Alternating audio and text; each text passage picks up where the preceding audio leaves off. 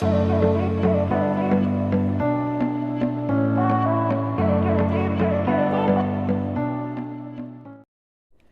everyone, and welcome to my cruise channel.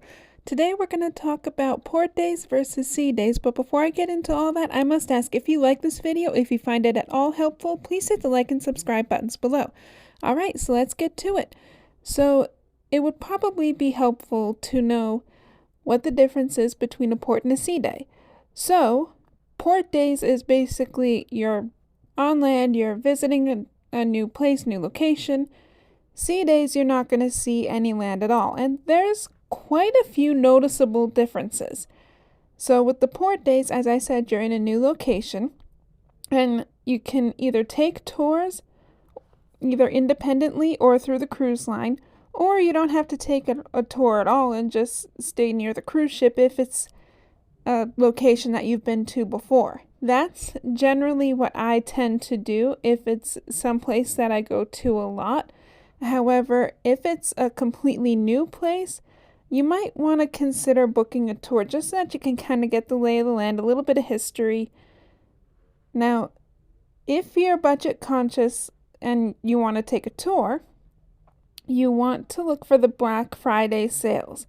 That will probably be the cheapest prices that you're going to get.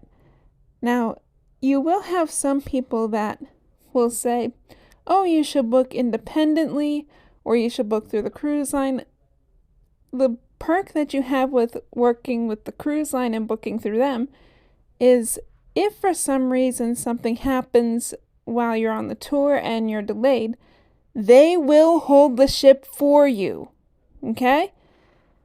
It's sponsored through the cruise line, so they are responsible for anything that happens while you're on that tour. If you book independently, you don't have that perk, even though you probably paid a little bit less money. And you can also, if you decide not to book a tour, that's totally fine too. You can explore nearby shops. I always do that, particularly in places like Nassau that I go to a lot. So just because I just find that I've pretty much done all the tours and I know my way around a little bit. But if it was someplace that I was going to for the first time, or maybe even the second time, then I'd consider taking a tour. And when you're in port, there is something that you have to be mindful of, and that's the time. Yes, we all have a wonderful time while we're in the ports and everything. However, you have to be back on board by a certain time. And that's due to port schedules and things like that. And the cruise line will generally tell you what time you need to be back on board. They can usually be found on your stateroom TV, or the announcements, the activity schedule, or if you have a smartphone, it's usually found on your app. And there tends to be, if you decide, hey, I don't want to go on a tour, I don't want to go on land, that's totally fine too. What we generally do if it's someplace that we've been to several times and we don't really have any shopping to do or anything like that, we tend to stay on the ship. Now, there's a couple perks with that, but there's also some drawbacks. So one of the drawbacks is staffing. When you're in port, some of the staff have permission to get off the ship, do a change of scenery, get some errands done, things like that. Also, there's staff changes, and I've seen this actually happen. If there's several ships in port, they'll often have the crew change ships. Now, this can be a great thing for you, but with all the staff changes and getting off the ship and all that, it also means that they have less that they can offer in terms of pretty much everything.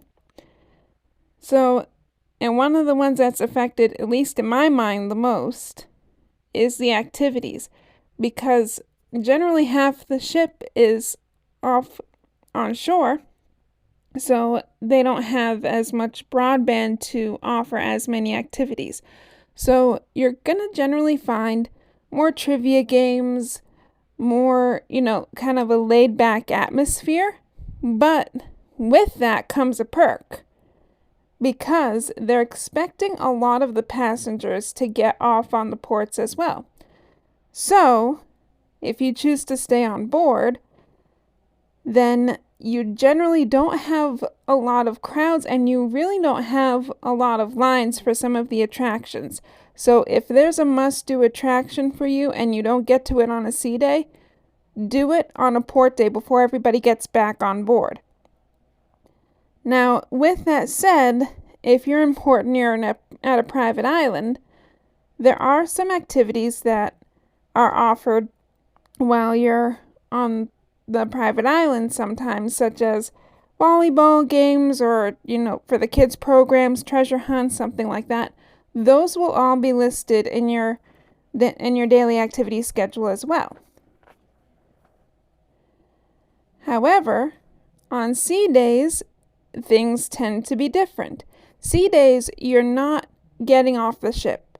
So with that, you generally have more activities because there's more staff available to man some of the groups. There's also no land stops. So if you want to do shopping, you're going to have to go into the shops that they have on board.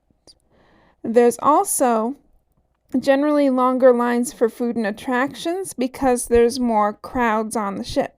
So if there's something that you really want to do and you don't want to wait in the line, do it on a port day. Trust me, there'll be no lines, and you'll be surprised at what can actually be open.